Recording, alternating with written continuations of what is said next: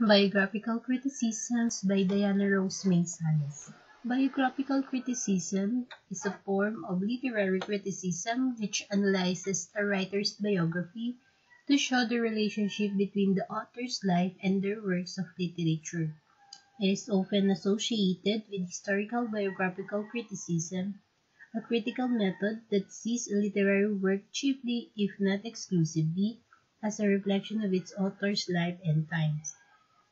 This long-standing critical method dates back at least to the Renaissance period, and was employed extensively by Samuel Johnson in his Lives of the Poets on 1779 and 1781.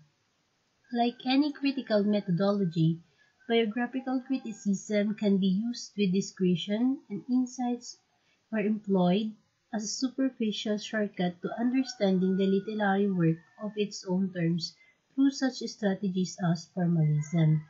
Hence, on 19th century, biographical criticism came under disapproval by the so-called new critics of the 1920s. Now, withstanding the critique of the biographical criticism remained a significant mode on literary inquiry throughout the 20th century, particularly in the studies of Charles Dickens and F. Scott Fitzgerald, among others. Biographical criticism also shares in common with new historicism an interest in fact that all literary works are situated in a specific historical and biographical context from which they are generated. So like new historicism, biographical criticism also rejects the concept that literary studies should be limited to the internal or formal characteristics of the literary work, and insists that it includes a knowledge of the context in which the work was created. So in all, biographical criticism is criticizing the author's life and its work. So let's move on to the next slide. Samuel Johnson, who is the proponent of this biographical criticism. He was born on September 18, 1709 and died December 13, 1784. He is referred to as Dr. Johnson, an English writer who made lasting contribution to English literature as a poet, playwright, essayist, moralist, literary critic, biographer, editor, and lexicographer. He was possibly the first to going exercise in biographical criticism. He prepared poetry that could be easily to read and understood. In addition to his views on language, Johnson believed that a good poem incorporated new and unique imagery. Johnson divided his biographies into three distinct parts. First is a narrative of the poet's life. Second, a presentation of his character, or the summarized traits. And the third one is a critical assessment of his main poem.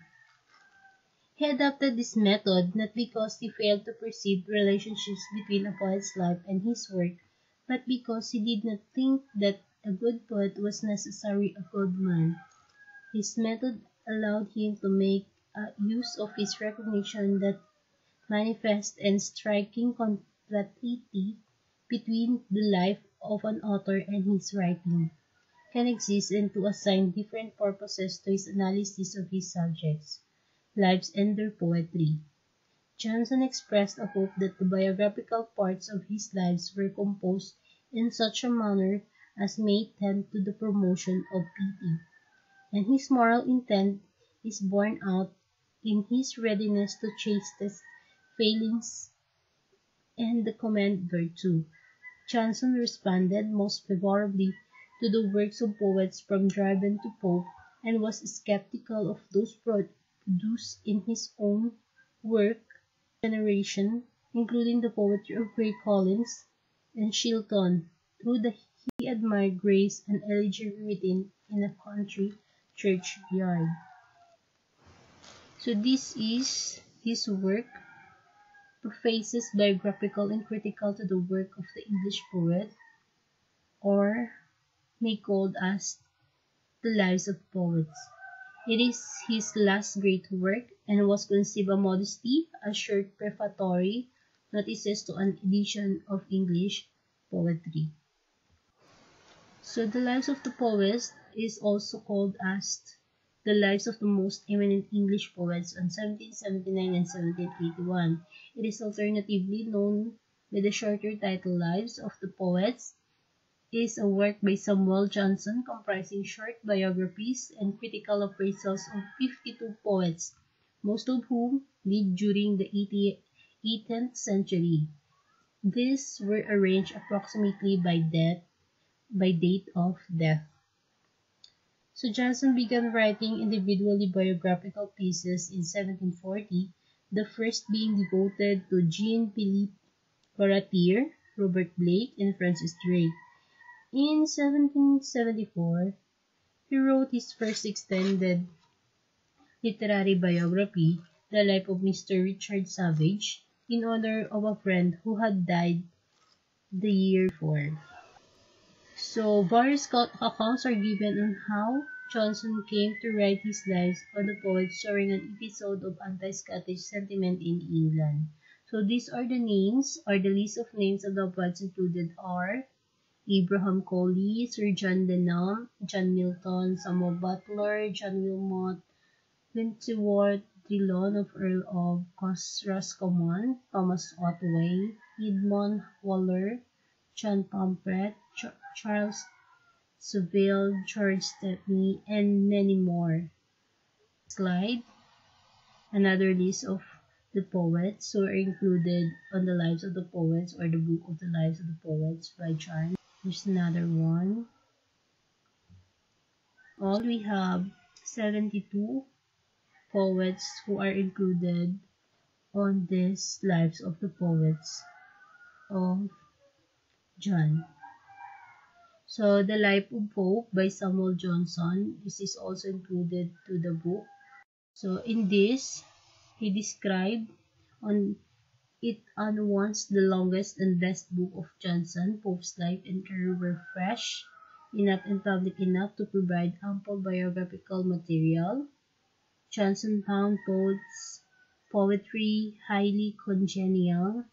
His moving and sentimental account of Pope's life, insensitive to his physical sufferings and yet unwilling to accept them as an excuse. So, his post to Pope's detractors, such as the poet by Joseph Watson, is vigorous and memorable. It is surely superfluous to answer the question that has once been asked, whether Pope was a poet, otherwise than by asking in return, if Pope be not a poet, where is the poetry to be found? Yet, in his masterly comparison of Pope and Dryden, he acknowledged Dryden as a greater poet. Other examples of biographical literary works: a short story To Build a Fire by John Griffin London. So, but before that, I am going to introduce first the author of this short story.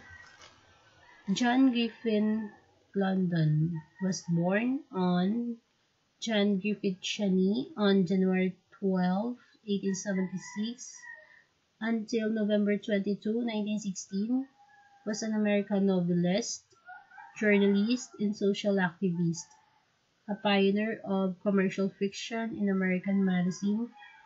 He was one of the first American authors to become an international celebrity and earn a large fortune from writing. His most famous work include The Call of the Wild and The White Fang, both set in the Klondike Gold Rush, as well as the short stories To Build a Fire, An Odyssey of the World, and Love of Life. He also wrote about the South Pacific and stories such as The Pearls of Parley and The Hidden. So this is the plot of the story.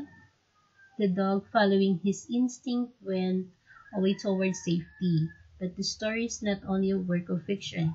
It is in itself a combination of the writer's imagination and his real life. Jack London is one of those writers who live a very colorful life. John London is not a typical writer who wrote for pleasure in his pastime or has made a living out of writing. London grew up without knowing his dad and eventually lived his life under the care of the foster parent.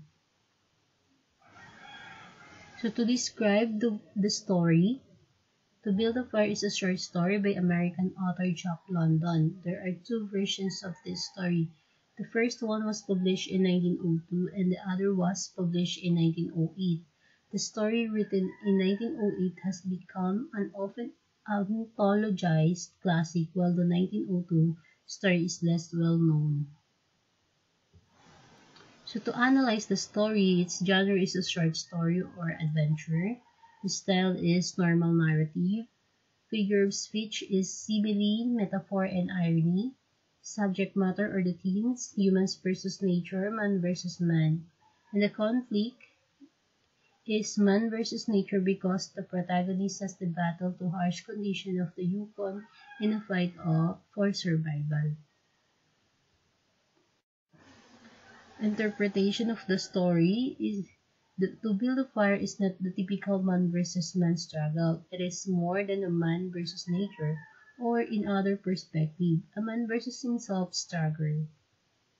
It only has two characters, a man and a dog, both traversing a snowy path towards a certain place, despite knowing the inevitability of danger, or even death itself.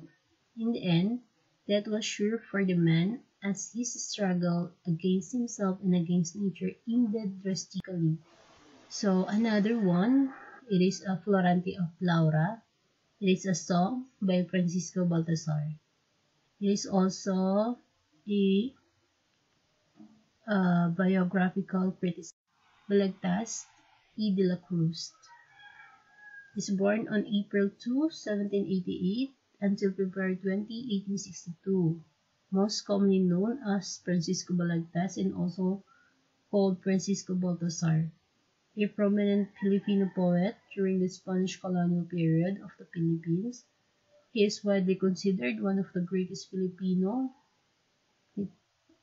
the Filipino literary laureates for his impact on Filipino literature. The famous epic Florante at Laura is regarded as his defining work.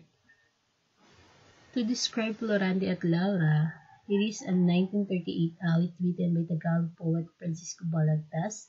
It is considered one of the masterpieces of Philippine literature. Balagtas wrote the epic during his imprisonment. He dedicated it to his sweetheart Maria Asuncion Rivera, whom nicknamed MAR, in reference to as Celia in dedication kay Celia. So Florante at Laura is considered an awit or long narrative poem.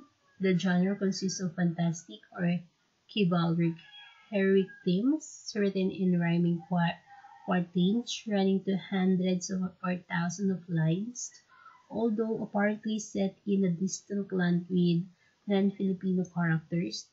Even a cursory reading of the text reveals parallel situations in Filipino life.